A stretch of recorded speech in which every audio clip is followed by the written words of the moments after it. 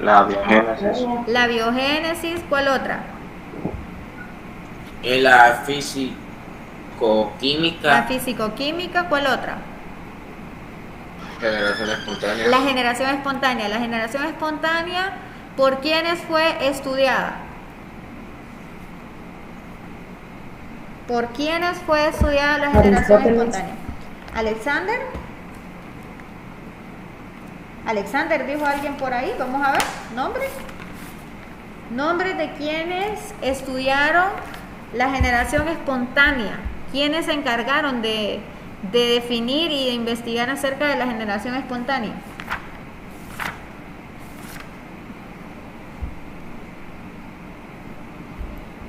Voy entonces a empezar a preguntar puntualmente. No me gusta hacer esto porque la idea es que usted vaya construyendo su propio aprendizaje y pueda ¿Cuál es sustentarlo. la teoría que dijo? ¿Quién creó la teoría qué? ¿Quiénes sustentaron la teoría de generación espontánea? ¿Quiénes estudiaron la generación espontánea? Ya, Aristóteles. Aristóteles. ¿Quiénes más? Vamos a preguntarle a Cristian Abril Murillo. ¿Quién más? No me recuerdo, profe, solo me recuerdo de Aristóteles. Tienen que estudiar. Si usted no se recuerda, tienen que estudiar. Porque no podemos ir, o sea, hay que retroalimentar, pero parte depende de ustedes. Si ustedes no responden en clase, pierden puntos. Leslie Gabriela Tenorio, ¿quiénes fueron? Yo explicaba los experimentos de esos personajes. ¿Quiénes fueron? Mencióneme uno de ellos. Tampoco. Mavis Bernit Llanes, ¿quiénes fueron? Mavis.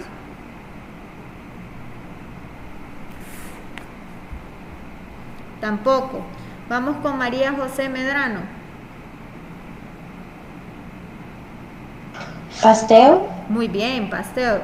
Vamos con Meredith, el otro Meredith que estudió la generación espontánea.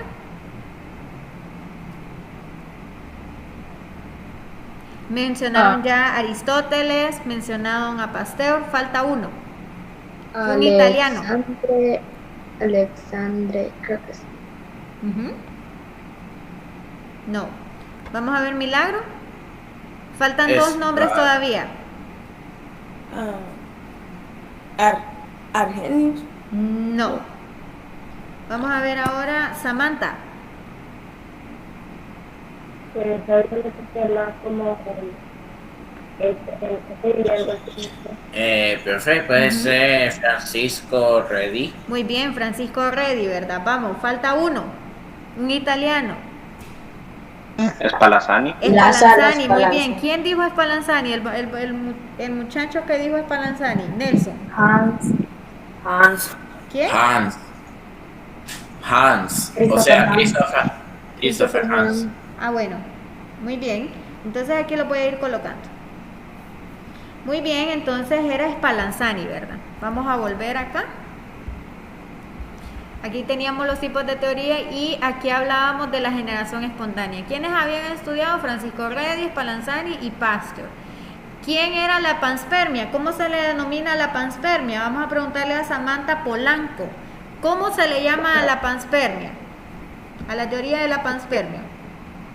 Mire, profe, no sé si ahorita me puede escuchar bien. Yo antes ya había hablado sobre algo del panspermia. Sí, ya le escuchamos. Ok. Panspermia. Panspermia es la teoría de la de que aquí viene como de materia estelar de hace miles de años. Muy bien. Vamos ahora con Wendy. Wendy, ¿quién estudió la teoría de la teoría cosmozoica? ¿Quién se encargó de la teoría cosmozoica? Vamos con Andy entonces. Andy, ¿quién propuso la teoría de la panspermia?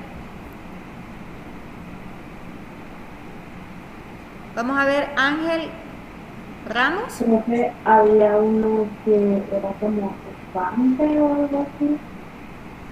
Ya, perfecto, decir. Vamos a ver ahí a Ángel, no respondió, ¿verdad? Vamos a ver con Carlos Vanegas. ¿Quién propuso la teoría de la panspermia? Nombre de quien propuso la teoría de la panspermia, Carlos. Carlos Galeas. ¿Quién propuso la teoría de la panspermia? Hermano. No. Profe, ¿puedo participar? Vamos a ver.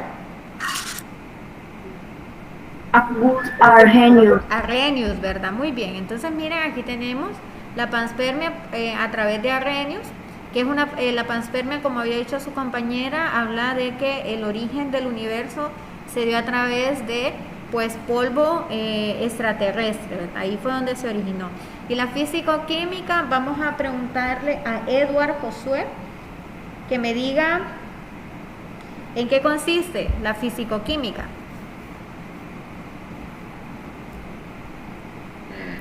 Siendo sincero, no sé, profe. Tiene que estudiar, jovencito. Vamos a ver ahora, Ángela. Perdón. Iríamos con Christopher Andrés Contreras. Christopher, ¿en qué consistía la teoría físico-química? ¿No? Bueno, vamos entonces con Héctor. Héctor Martínez, ¿en qué consistía la teoría físico-química? Profe, igual siendo sincero, no sé. Bueno, cuando uno no sabe, tienen que estudiar, porque por eso se explica la clase. Y si usted no sabe algo, tiene que profundizar en ello, porque no es que van a venir y no es como no estar haciendo nada. No es así. Conmigo no es así la cosa. Vamos a ver, Isaac Mendoza, ¿en qué consiste la físico-química? También lo tienen en su libro de texto. Ya, profe. Ajá, ¿en qué consiste?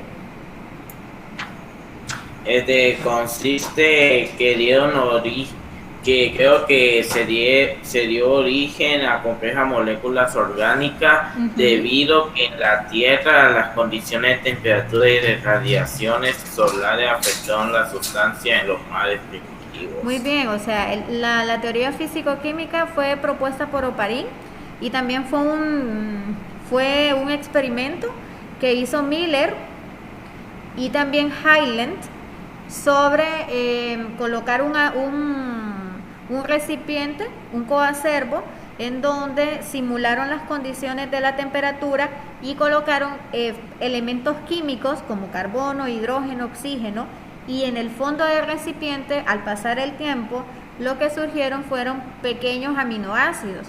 Y les comentaba yo en la clase anterior que esos aminoácidos fueron los que formaron las proteínas y luego esas proteínas pues formaron organelos celulares y por ende pues los primeros organismos vivos. Muy bien, continuamos entonces. Veo que no están estudiando el fin de semana.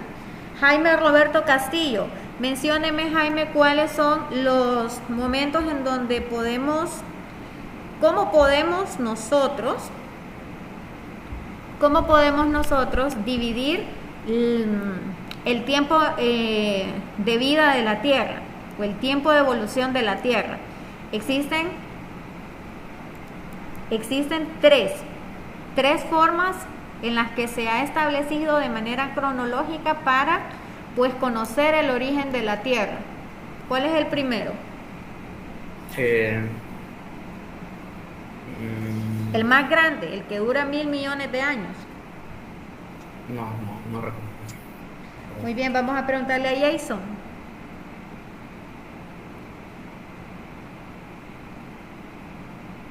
Jason, tampoco.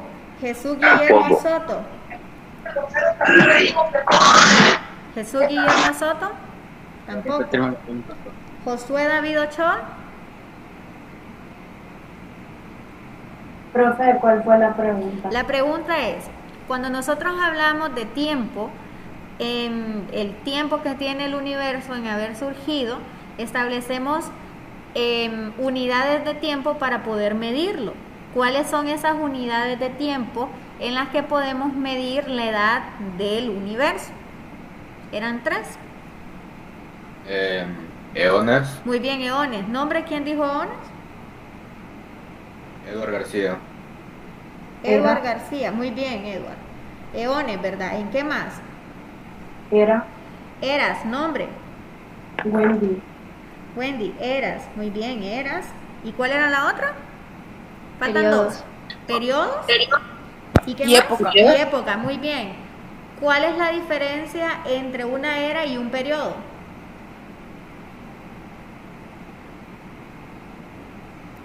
La era constituye un cambio ¿en qué? En la corteza. Muy bien, ¿quién dijo corteza? Yo, Meredith. Muy bien, Meredith. Usted va defendiendo sus puntos. Muy bien. ¿Y qué era un periodo? Josué Ochoa, ¿qué es un periodo?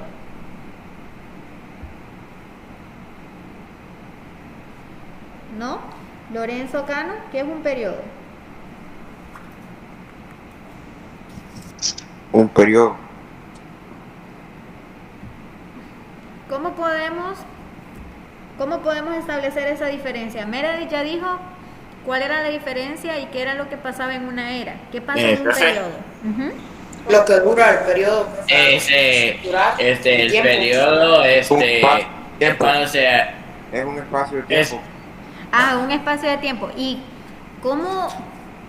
qué es lo que determina el paso de un periodo a otro? ¿Qué es lo que se encuentra? ¿Qué es lo que se un encuentra? periodo, es una acción cuando cuando se desarrolla una acción o un acontecimiento histórico. Y se encuentran los Correcto. fósiles, ¿verdad? Elementos fosfolizados. Vamos a ver, ese puntito nadie se lo ganó. Vamos a ver ahí de nuevo Lorenzo. Lorenzo, ¿cuál es la prueba que se hace para establecer el encuentro o encontrar, mejor dicho, esos compuestos o esos esqueletos o esos fósiles? ¿Cómo se llama la prueba? Lorenzo, nada. Para encontrar los fósiles. Ajá, ¿cómo se llama esa prueba?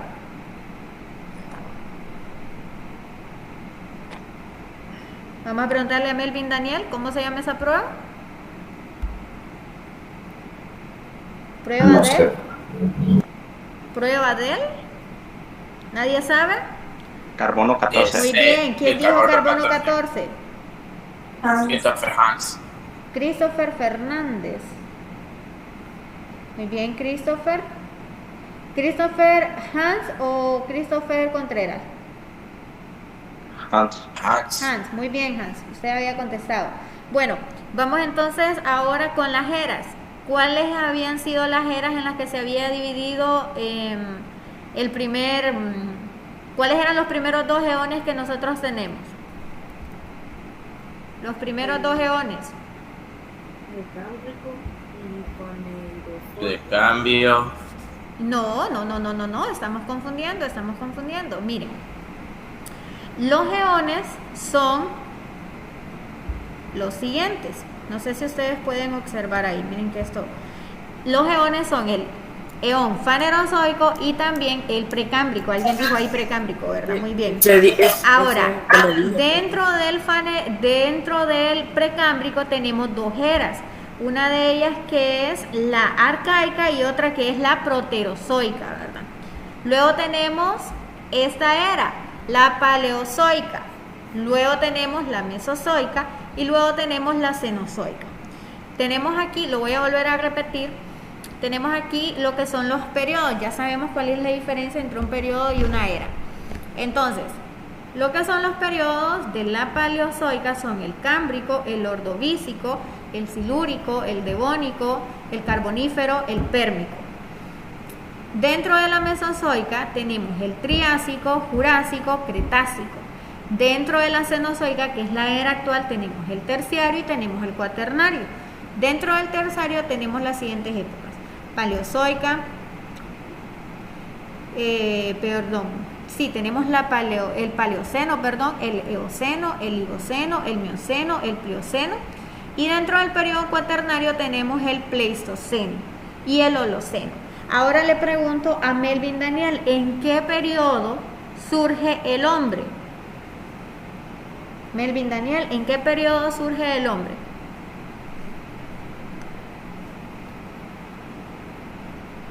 Vamos a preguntarle a Melvin Emil. ¿En qué periodo surge el hombre? ¿Nada? Nelson Moroni, ¿en qué periodo surge el hombre? ¿En qué periodo, ¿Mande? ¿en qué periodo surge el hombre? En el Cámbrico. En el cuaternario, dijo alguien. Una niña dijo cuaternario. ¿Quién dijo el cuaternario? Yo, Estrella Ferrera.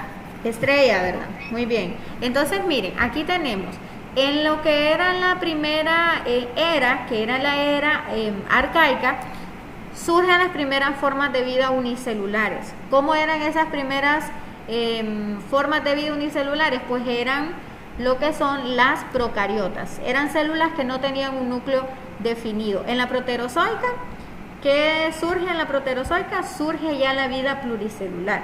Se forman las primeras células eucariotas. En el cámbrico, primeros cordados. En el ordovícico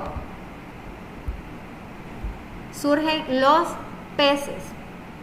En el silúrico surgen las primeras plantas terrestres, gimnosperma, ¿verdad? Que era que no tenían lo que es una semilla cubierta, sino que su semilla se encuentra al desnudo. En el devónico surgen los primeros insectos. En el carbonífero surgen los primeros anfibios. Los anfibios eran los que dominaban lo que era la tierra en ese momento. En el pérmico surgen los primeros reptiles. En el triásico surgen los primeros dinosaurios y mamíferos. En ese tiempo dominan los dinosaurios. En el jurásico surgen las primeras aves. En el cretácico surgen las primeras plantas con flor. Aquí, plantas con flor son plantas angiospermas, que tienen todas sus partes completas. En la era cenozoica surgen las primeras ballenas, surgen mamíferos mucho más complejos. En el plioceno surgen los primeros homínidos. Vamos a ver ahí, Ovelio, ¿qué eran los primeros homínidos? ¿Qué son los homínidos? ¿Qué son los homínidos? Creo que acabo de entrar porque se me había desconectado, entonces no estoy. Hace poquito entré a la computadora. Vamos a ver, Patrick, ahí. ¿Qué son los homínidos?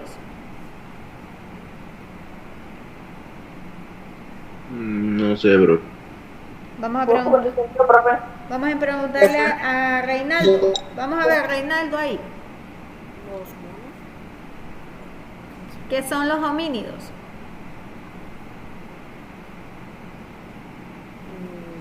Bueno, ¿quién dijo que iba a contestar?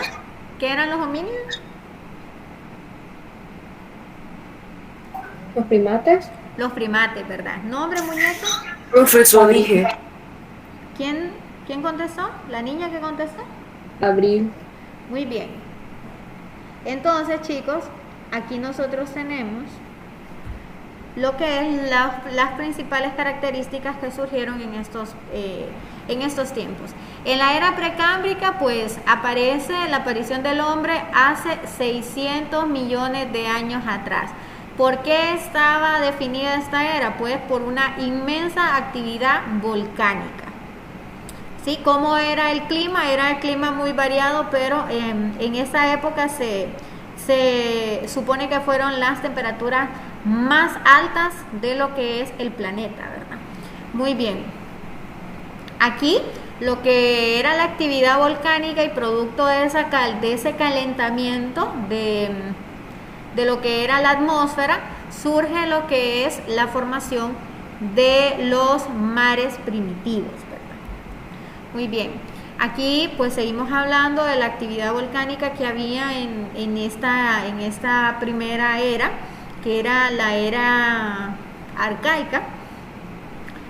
Como les digo, aparecen los primeros organismos unicelulares y estos organismos pues eran bacterias. La era proterozoica, actividad volcánica, surgen los glaciales de manera repentina, aparecen organismos sencillos como los protozoos y esas bacterias que fueron las bacterias que pues volvieron nuestra atmósfera quitando y consumiendo lo que eran todos los elementos como el nitrógeno y estos pequeños organismos llamados cianobacterias fueron los que convirtieron nuestra atmósfera en una atmósfera apta para poder sobrevivir, en una atmósfera oxigenada, ¿sí? Las cianobacterias. Luego tenemos la Paleozoica, más o menos hace 600 millones de años. Apareció la mayor cantidad de fósiles marinos, principalmente moluscos, preservados en rocas sedimentarias, ¿verdad? Cabe mencionar que la era paleozoica era exclusiva de ambientes marinos, porque ahí fue donde se dieron las primeras formas de vida. Muy bien. Ahora, habíamos hablado de que las eras, pues, venían caracterizadas por un cambio que había en cuanto a la corteza, ¿verdad? En cuanto a la corteza terrestre. Y recordemos que pues el universo se supone que era un solo continente llamado Pangea. Entonces, en la era paleozoica, esas placas continentales, como les explico, formaban un solo supercontinente llamado Pangea. Y entonces aquí es donde se empiezan a formar lentamente formas de montaña producto del movimiento que ya se generaba en el interior de la Tierra. Muy bien. ¿Por qué les dije que era caracterizado los periodos? ¿Por la aparición de qué? Pangea. ¿Por la aparición de qué? Descubrimientos. De descubrimientos de fósiles, ¿verdad? Entonces en el periodo cámbrico corresponde el primer periodo y es marcado por la aparición de un registro de fósiles animales y que estos fueron los primeros en encontrarse, ¿verdad? De manera fosforilizada, obviamente. Muy bien. Luego aquí tenemos algunos representantes del periodo cámbrico, miren, corresponde a organismos esqueléticos como los trilobites, los poríferos, tenemos los moluscos, los crustáceos y los equinodermos, que estos pues son organismos fosforizados que se han encontrado del periodo cámbrico.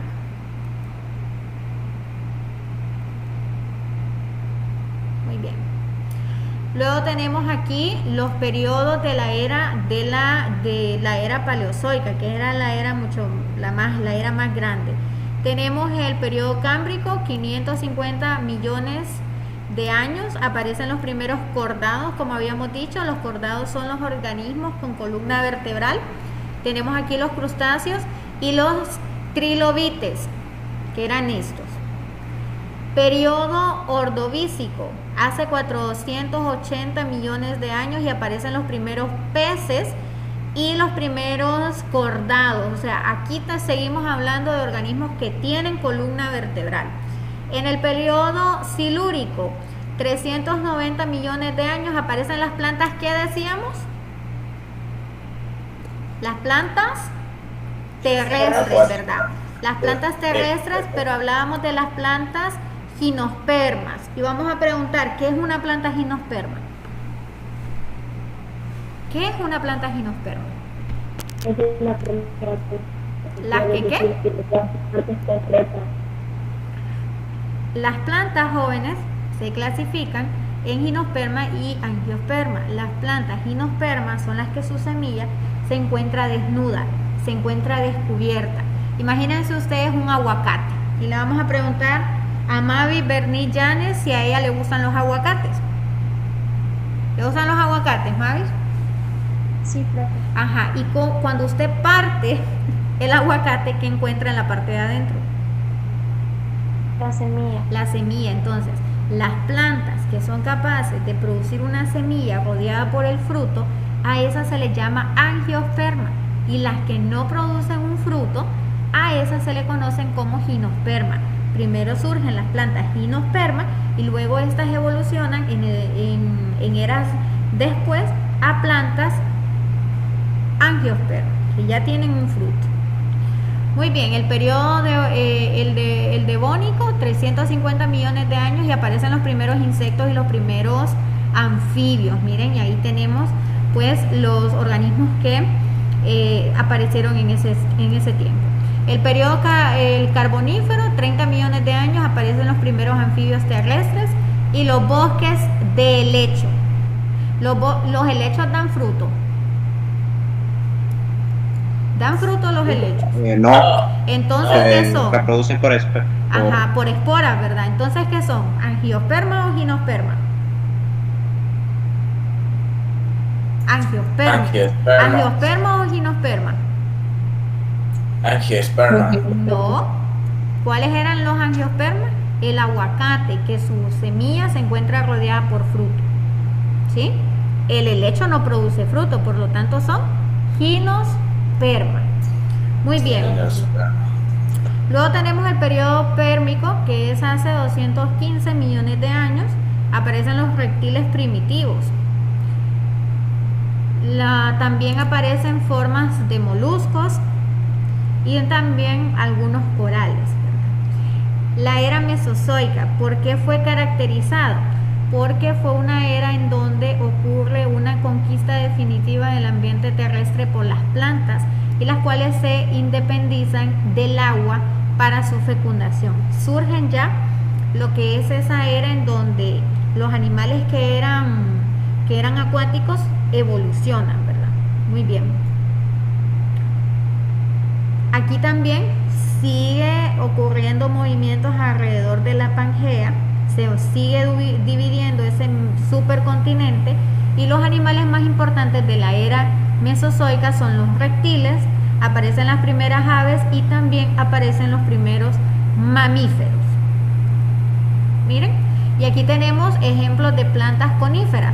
Todas estas son plantas angiosperma o ginosperma. Ginosperma. Ginosperma, ¿verdad? No producen una semilla cubierta por el fruto. Muy bien. Luego tenemos ¿qué época? La era cenozoica.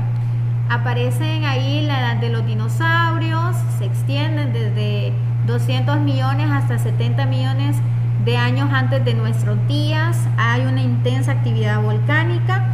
Europa, América y África son invadidas por los océanos. La flora evolucionan plantas y también ya aquí aparecen las angiospermas. ¿Cuál era lo que era la fauna en ese tiempo? Los reptiles y dominaban los dinosaurios. Ahora, también aquí se da al finalizar lo que es casi finalizando esta era, la extinción de los dinosaurios y la aparición de los mamíferos. Dejan los dinosaurios de existir y surge la era de los mamíferos. Los mamíferos dominaban en ese tiempo. Muy bien. Ahora tenemos aquí lo que son los periodos, el periodo Triásico, el Jurásico y el Cetácico. Aquí tenemos también algunas especies de organismos que surgen en esos periodos y también algunas formas de vida acuáticas y también las primeras plantas angiospermas que pues contenían lo que eran flores. Luego vamos a la era cenozoica. ¿Qué pasa en la era cenozoica? ¿Quién me quiere ayudar a leer ahí? Yo. Vaya pues, Nelson. Vamos a darle después el espacio al otro compañero. Vamos, Nelson. Era cenozoica. Comienza hace 65 metros o millones de años. Millones de años. Comienza hace 65 millones de años. Con la fragmentación del continente Gondwana, alcanzando la disposición que tiene actualmente. Los últimos 2.5 a 3 millones de años se conocen como la época del Pleistoceno, donde ocurrieron grandes glaciaciones que afectaron a casi todo el planeta, incluyendo Chile. En la era de los mamíferos, aves e insectos, sobre todo los polinizadores, asociados a la diversificación de las plantas fanerógamas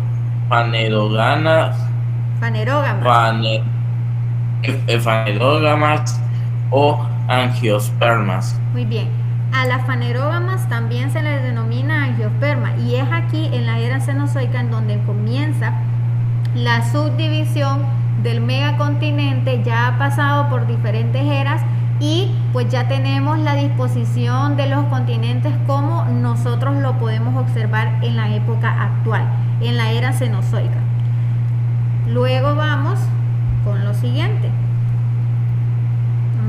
No me está corriendo cuaternario. La siguiente persona que me quería ayudar a leer, si me ayuda, porfa.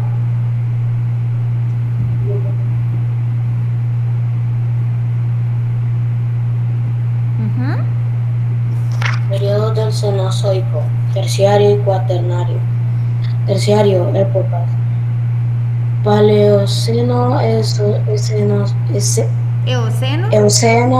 primeras ballenas, Oligoceno, mamíferos modernos, Mioceno, Plioceno, primeros homínidos, Cuaternario, épocas, Pleistoceno, hombre moderno, ¿verdad? Muy bien, muy bien.